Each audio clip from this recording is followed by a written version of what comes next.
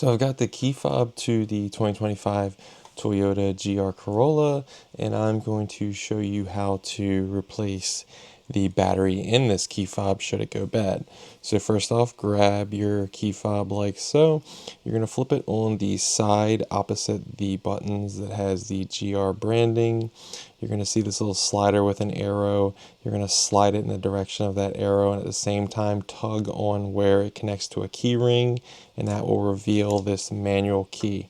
So don't put the manual key to the side. You're going to see on the tip it has a bezeled edge, and what you're going to do is put it right inside the center of where it came from like this, and then you can it's basically like its own little key, and you can twist up or down and it will unclamshell the key fob like so. You can put the manual key to the side.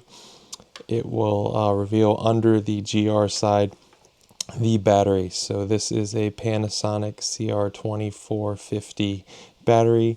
You can get this on Amazon. I'll put a link in the description below for the cheapest spot where you can get it. To get this battery out, you can use that bezeled edge right here and just pop it out. Use your finger, it doesn't matter, a little screwdriver. When you put this battery back in, try not to touch the side opposite the writing, because your oils will diminish the life of the battery and you'll be doing this a lot faster than you need to. So if you somehow flipped it the other way, it will reveal the circuit board. So if you accidentally flip it around, there's no big deal. This is just what the buttons look like without the fancy case. So imagine you put your battery back in. You're just going to be clamshelling everything back together. I always joke, try not to hit the red button while you're doing so, because you might scare yourself or scare your neighbors if they're around your car. Then put the manual key back in. You're going to hear audible clicks once you put it all together. There is no need to key or recode the key to your car or anything like that. If any dealer tries to tell you that, they're just trying to get an hour's worth of labor out of you.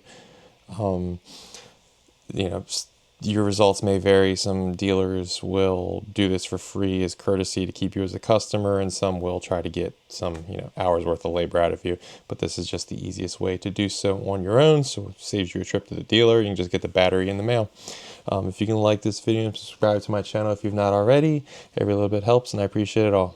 Thanks for watching.